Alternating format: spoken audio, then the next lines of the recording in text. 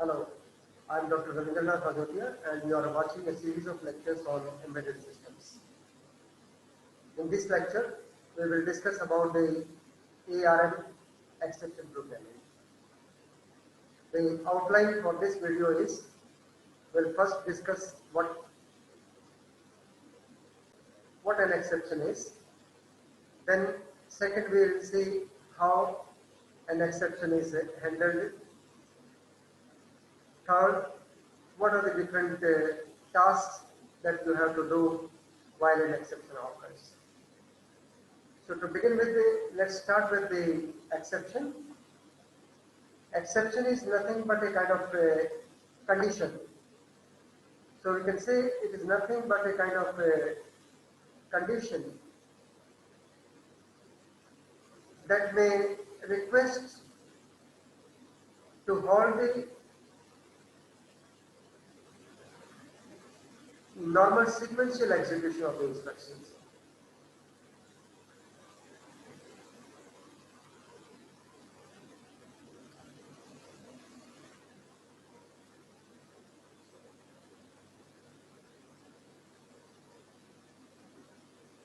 So we need to understand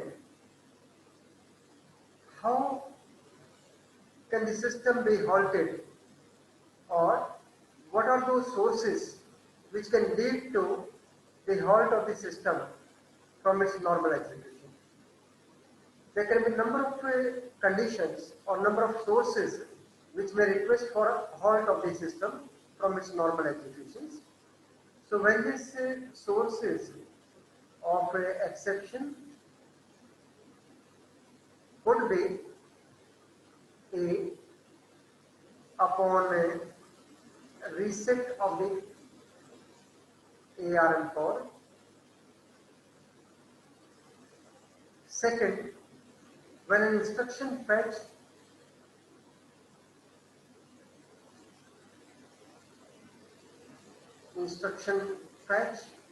or memory access fails. Third condition can be when an undefined instruction is encountered. Fourth, it can be when a software, because you purposely must have entered SWI, software interrupt instructions. So if these instructions are inserted in the program, and when they are encountered, they will lead to some kind of exception. And finally, this could be due to an external interrupt. So what do you find that these conditions are something internal to the system, and whereas the last one, it is an external request to the system for an execution. So in any case, some kind of activities are required to be done. So let's see how these exceptions will be handled. So for handling the exception, what different things are required to be done is, because we know that interrupt source, the exception sources can be different. So some of them must be very special type.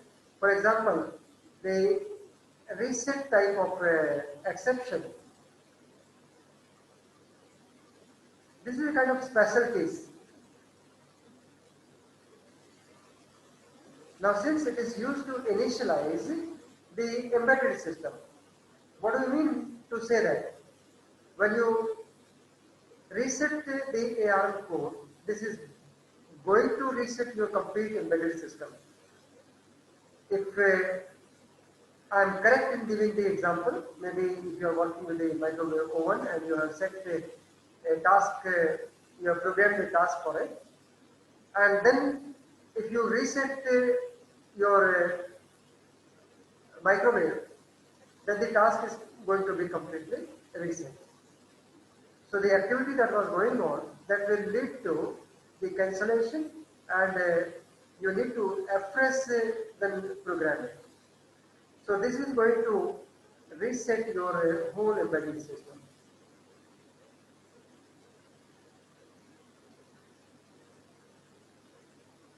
Similarly, if you talk of data abort instruction,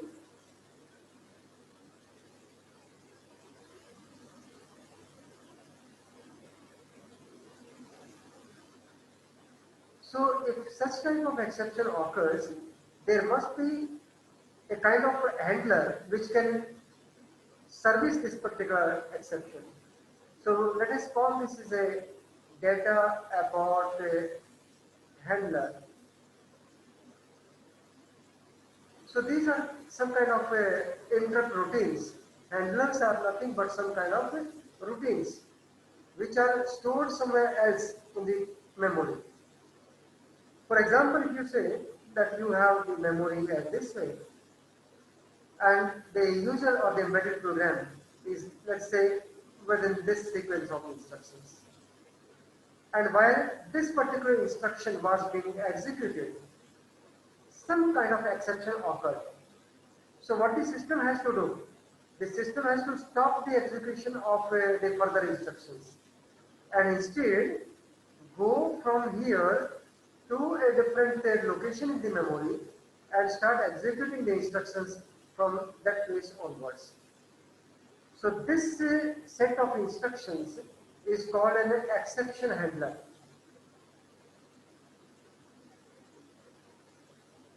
So this handler is called from here, and then the execution will start from here. And upon completion of this exception handler, they, at this particular phase, the control will get transferred back to the place or into the main program, and the execution of the main instructions will then continue. So this is how exactly an exception will be handled. So during this whole process of the exception handling, so certain kind of tasks are to be done. So what are the different the topic under this exception handling? So let me name them as the different topics of interest under the exception handling. So what are the things the programmer need to know and need to do while such kind of condition occurs? So I must know what are the different modes that may change. So ARM processor modes and the exceptions as well. I need to know about it. Second, I need to know about the vector table. This vector table is very important for the programmers as the pointers to the exception handlers will basically be stored at the addresses of these vector table. And then we need to know what are the different priorities of this exception. So exception priorities we need to know. And finally, we can think of knowing something about the link register objects. So these are the topics that we will see under the exception handling. So to begin with, let's discuss about the ARM processor mode and the exceptions.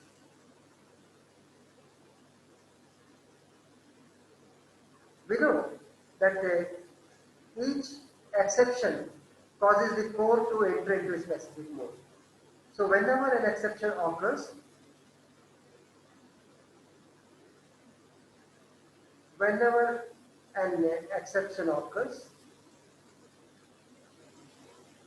what exactly this exception is to do?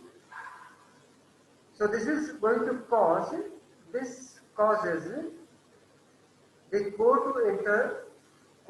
to enter a specific mode.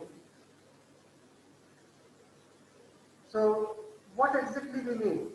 We know that the system can be in supervised or unsupervised mode, and there are seven different modes, 6 under the supervised and 1 under the unsupervised. And this could be the user, system, IRQ, then FIQ, and so on. So depending upon the kind of exception, the system or the code will enter into one of these specific. And also the two different modes, that is the user and the system mode, there are only the two modes that are not entered by the corresponding exceptions. Are only two modes that are not entered by the corresponding exception.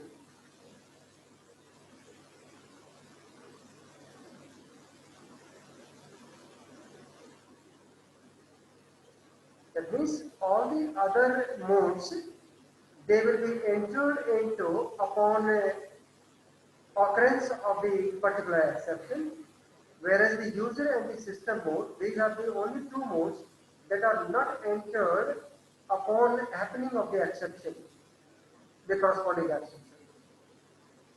So when an exception changes, so the next one is when an exception causes, when an exception causes a mode change, we know that I said here that whenever an exception occurs, the processor will enter into the corresponding mode, but the user and the system modes are not entered by the corresponding exceptions. However, whenever the exception occurs, the exception will cause the mode change in mode. So whenever the mode changes, the code will automatically, whenever the mode changes, so the code will automatically, what the code will do? One, it will save the CPSR to the SPSR. Two, it will save the PC to the LR. Three, it sets the CPSR, set the CPSR to the exception mode.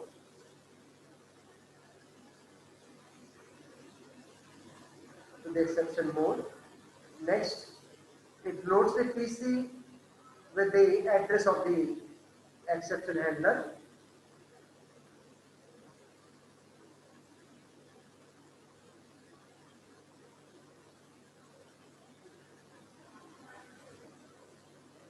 So these are the few important tasks that the processor will do whenever any kind of exception occurs.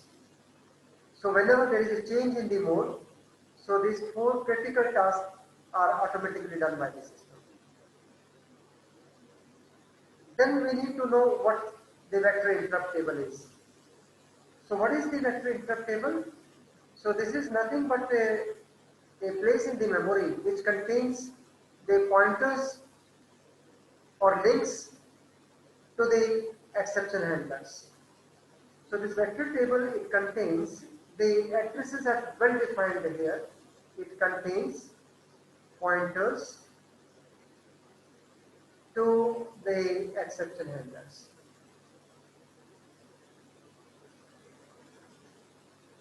So that means these vector interrupt table, this is at a fixed memory locations. And what are those memory locations? Let us see those memory locations. So these are the different vector table addresses are. Let me draw a table here and write the exception. The exceptions are the reset exception, undefined, exception, the software vector interrupt instruction, prefetch abort, then data abort,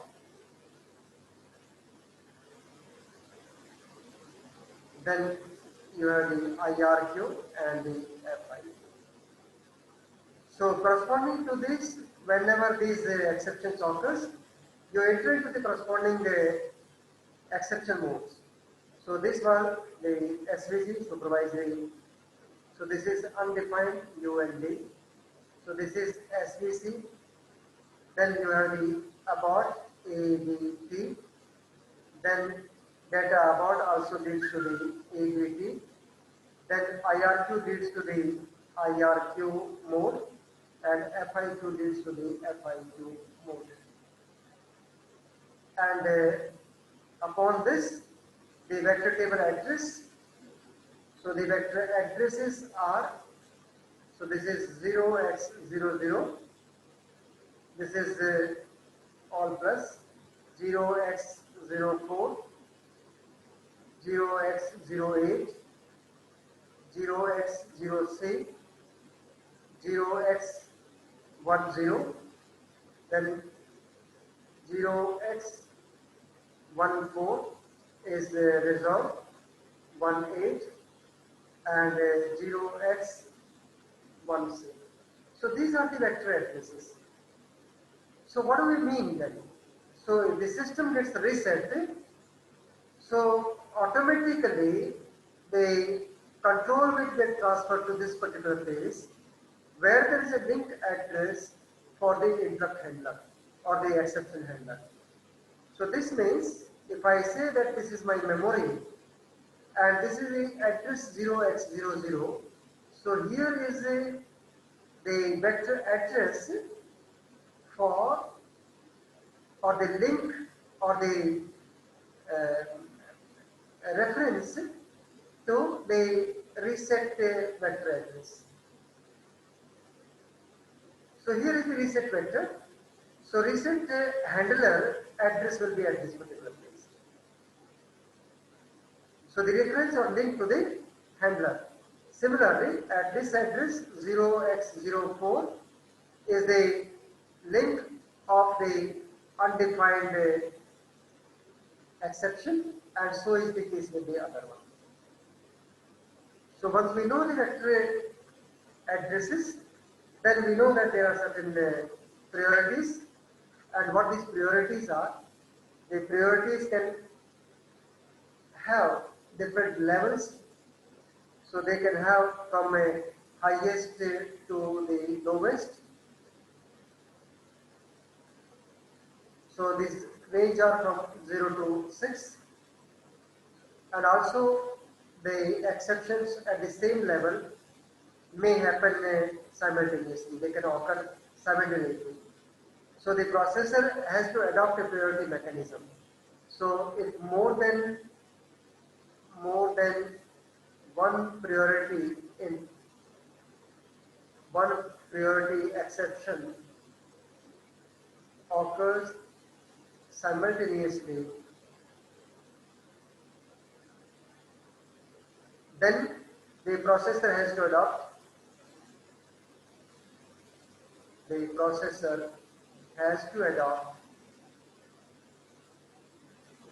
the priority mechanism.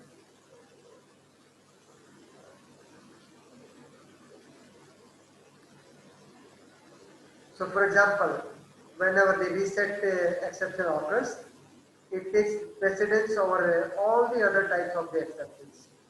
So no other exceptions will be taken care of. It's only the reset exception that will be handled. So this is how exactly. So let's see what exactly the priorities for the different exceptions are. So let me draw again.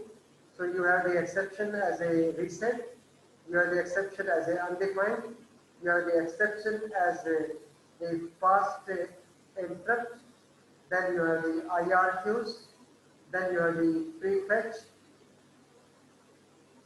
abort, then you have the software interrupt, and finally you have the So not jar defined is a data abort. Is a data abort. And finally you have the undefined. So here reset has the highest priority. Let me give this priority name as equal to, so the priority value is equal to 1. So these are the exceptions. The data abort has the exception of the priority S2. Fast interrupt has the third priority. IRQ has the fourth priority. Prefetch has the fifth priority. And the software interrupt as the undefined have the same priority level as interrupt states. Then we have the values for the I bit and the F bit, how they will be affected. So this is I bit, and then let us say about the F bit.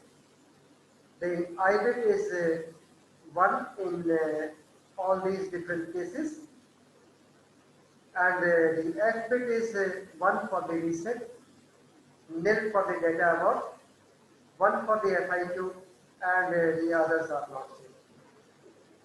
So we find that depending upon now the priorities, suppose for example FIQ, if you talk of, the FIQ exception occurs when the external peripheral sets the FIQ pin to the NFIQ, and FIQ exception is the highest priority among the IRQ, prefetch, software interrupt and the undefined. So the code disables both the IRQ and the FIQ exception on entry into the FIQ handler. So whenever we enter into the FIQ handler, let's say FIQ handler is located in this location. So this is a FIQ handler. Whenever you enter into the FIQ handler, at that time your IRQ and the FIQ exceptions, so the code will disable both the IRQ and the FIQ. IRQ and the FIQ will be disabled. Similarly, thus no external sources can interrupt the processor unless the IRQ and or the FIQ exceptions are re-enabled. So that means if you want your system to be able to listen to the exceptions which are of external interrupt type, so FIQ and the IRQ has to be enabled again. The software interrupt instructions, this exception occurs when the SWI instruction is executed and none of the higher priority exceptions have been flagged. So if this occurs and suppose any of the high interrupt has been flagged, then this will not be listened to. This would mean that is a lower priority. So if none of them are, then this will be executed. Otherwise the priority will be given to the other high priority exception interrupts. And undefined instruction execution occurs when the instruction is not in the ARM or the thumb instruction set. It reaches the execution stage of the pipeline and none of the other exceptions have been flagged. The ARM processor asks the coprocessor if they can handle this as a coprocessor instruction. So finally, let's talk about the link register offset. We know the link register is nothing but the register number 14. So this is the register number 14. R14 is nothing but the LR. So when an exception occurs, the LR is set to the specific address based on the current PC. So whenever the exception occurs, LR will be loaded with the contents of the PC. And simultaneously, PC will be loaded with the address of the exception. So this is one of the critical tasks that will happen inside your. Second, for instance, when an IRQ exception is raised, the link register LR points to the last executed instruction plus 8. So this LR will point to, where should it point? Let's say this is my PC. PC has read the current instruction. So the PC has to read the next instruction starting from here. If this is a kind of the exception at this place, so the next address, so this address has to be preserved into the LR. So this is what exactly says. So the LR points to the last executed instruction. So this was the instruction that was last executed plus 8, because the addresses are 8 nibbles. So it has to add 8. So care has to be taken to make sure that the exception handler does not corrupt the LR, because the LR is used to return. Because LR is going to be used as a return address. So here is your exception handler. So the last instruction of this is nothing but it will retrieve the contents of the LR and bring you back to this particular place. So this acts as a return address for the interrupt handler. So care must be taken so that the LR is not corrupted. So what are the useful link register based addresses? Let's discuss these different addresses for the different kind of exception. Let's say you have the different exceptions and what the addresses could be.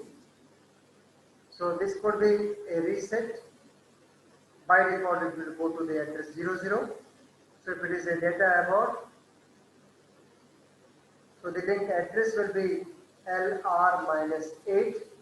If it is a FIQ, the link address will be LR-4. If it is IRQ, it will be the LR-4. If it is a prefetch abort, the link address will be again the LR-4. For SWI, it will be the LR, and for undefined, again it will be the LR. The LR points to the next instruction. Similarly, this LR points to the next instruction. Whereas in these cases, the return address from the FIQ, return address from the IRQ, and return address from the prefetch. And whereas in this case, it points to the instruction that caused the data abort exception. Well, fine.